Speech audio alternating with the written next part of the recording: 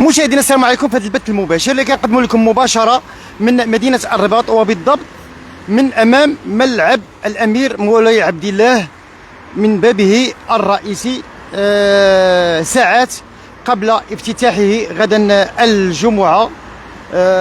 وهذا الافتتاح هذا اللي غادي تشاهدوا مدينه الرباط غادي تشهد هذا الحدث الفني الاستثنائي غدا الخامس من سبتمبر 2025، افتتاح ملعب الامير مولاي عبد الله بعد اعاده بنائه في زمن قياسي. وغادي يكون الجمهور على موعد مع حفل موسيقي عالمي غادي يسبق انطلاق المباراه اللي غادي تجمع بين المنتخب المغربي ونظيره النيجيري في اطار اجواء احتفاليه غير مسبوقه. ومعطيات كتقول على انه تم التعاقد مع دي جي عالمي لتنشيط فقرات موسيقيه ضخمه قبل صافره البدايه، حيث غادي انطلق الحفل الفني ساعتين قبل بدايه المباراه. اذا مشاهدينا كما كتشوفوا الان بالصوره، هذا هو المركب الرياضي الامير مولاي عبد الله بمدينه الرباط. اذا بقوا معنا في هذه الاجواء اللي كنقدموها لكم مباشره من مدينه الرباط كما كتشوفوا الان بالصوره. هذه المعلمه الرياضيه ملعب الامير مولاي عبد الله اللي كيتعتبر اكبر ملعب بافريقيا. ملعب الامير مولاي عبد الله اكبر ملعب بافريقيا كما كتشوفوا الان بالصوره.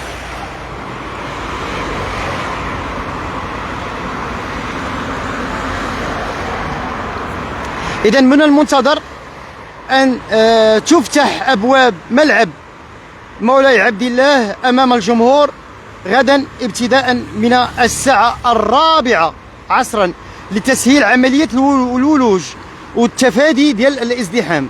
بحيث في هذا السياق هذا دعت اللجنه المنظمه الجماهير الى الحضور المبكر للاستمتاع بكافه الفقرات المبرمجه وضمان نجاح هذا الافتتاح التاريخي اللي غادي يجمع بين المتعه الفنيه والاثاره الرياضيه.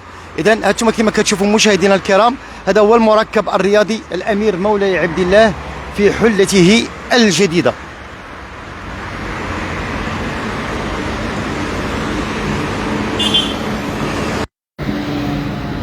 اذا احنا امام الباب المدخل الرئيسي للمركب الرياضي الامير مولاي عبد الله بمدينه الرباط، هذه المعلمه الرياضيه الكبيره.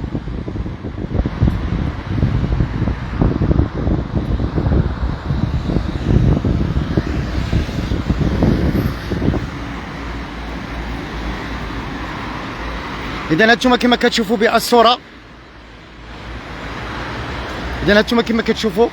بالصوره، هذا هو المركب الرياضي الامير مولاي عبد الله.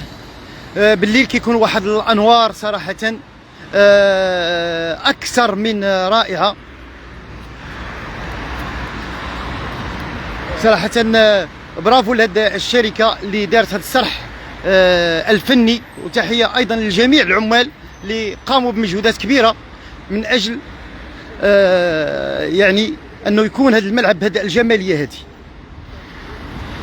اذا هذا هو المركب الرياضي الامير مولاي عبد الله بمدينه الرباط ساعات قبل الافتتاح الرسمي غدا، والجمهور غادي يبدا يتوافد ابتداء من الساعه 4 عصرا.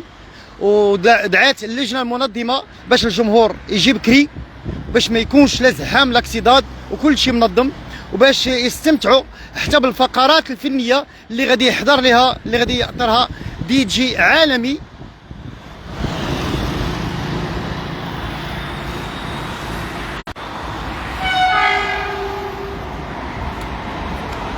اذا كل شيء على ما يرام كما كتشوفوا بالصوره.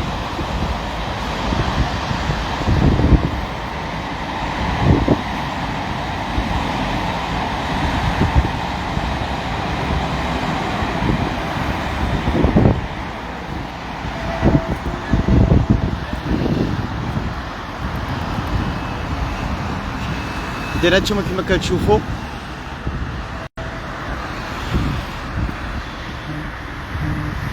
معلمه رياضيه كبيره قلب العاصمة الرباط، أكبر ملعب رياضي بأفريقيا.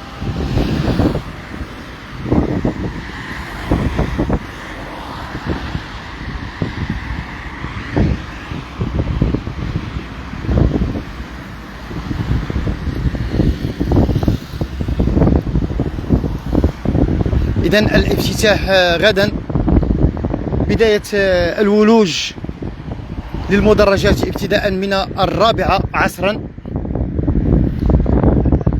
غادي يبدا واحد الحفل فني موسيقي بمناسبة افتتاح مركب الأمير مولاي عبد الله، ولا غادي ينشطوا دي جي عالمي.